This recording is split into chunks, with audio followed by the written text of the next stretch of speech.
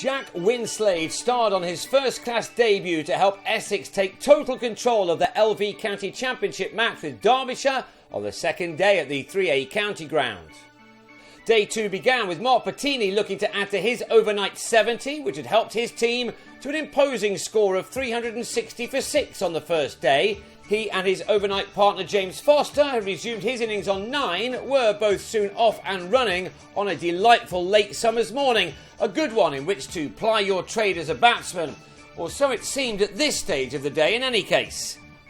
It took this pair 45 minutes to turn their overnight score into 400, for which Essex earned maximum batting bonus points. Next up was Bettini's 100, his second of recent times and the 12th of the 32-year-old's first-class career. Coming in with this game in the balance with his team on 199 for 5, Bettini had used up 155 balls for his terrific ton, an innings including a dozen boundaries. Foster then reached his half-century with this reverse sweep off West Durston, which took the Essex skipper to his mark off 94 deliveries, that being his 9th 4. His partnership with Bettini went on to add 120 runs for the 7th wicket, one before it also realising 145. The declaration came 25 minutes before lunch when Foster on 60 gave Wayne Madsen a rare wicket. Mark Foote with the catch at long leg, Bettini walking off with 117 runs under his belt. Essex ended on 464 for 7 and Ben Slater and Billy Godleman then survived the 3 overs that remained before lunch. After it, the two openers settled in and there was no sign at all of what was to come as they knocked off 38 runs in 14 untroubled overs. But when Slater on 12 turned a leg side ball from Tom Moore to Ravi Bopara, things changed in a flash.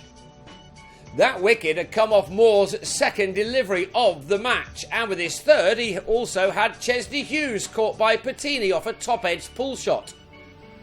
A third loss with a total on 38 followed when Godleman, who'd made 22, edged a drive off Jamie Porter behind. We were in collapse territory when Porter then trapped Durston in front for 5, before Madsen clipped a half volley from Moore to Bettini, a wicket which left Derbyshire on 48 for 5, all 5 falling for the cost of only 10 runs. 23 more had been added when Winslade, in just his second over on debut, had Scott Elston taken by Tom Wesley in the slips. And the former Surrey youngster then found the edge of Mark Foote's bat in the same over to send him on his way for a duck at 73 for 7. It was all too easy for the 20-year-old, who, with his 13th legal delivery, also had Tom Poynton taken behind, he being the latest man to fall to a poor shot. The home team were unable to call upon the injured Tony Palladino, while Shiv Thakur, also struggling with his fitness, batted with a runner at number 10. That allowed Ben Cotton to play some shots. But when Winslade finished off his 4th over with a 4th wicket, the one of Thakur for 2, Derbyshire were all out for just 94, the bowler with figures of 4 for 20. The whole innings had lasted only 33 overs and so, naturally, the follow-on was enforced with the home team trailing by 370 runs. It meant that just a couple of hours after they came out for a first time, Slater and Godleman were back at the crease.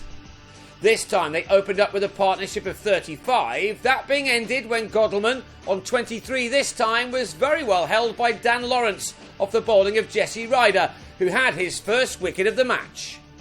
Hughes avoided the pair and showed that the collapse of earlier was more down to some indifferent choices of shot rather than anything to do with the pitch. Slater showed plenty of fight in making 29 in nearly 2 hours, but was then caught in 2 minds and nicked off to Ravi Bopara at 87 for 2. A full ball from the same bowler then saw Hughes drag on to go for 38 just after the 100 had been secured. And it could have been even worse for Derbyshire, but Madsen got away with this right at the end of the day, a wonderful one as far as Essex were concerned. Derbyshire ended it on 102 for 3, and that means they will enter day 3 still 268 runs away from making their opponents bat a second time.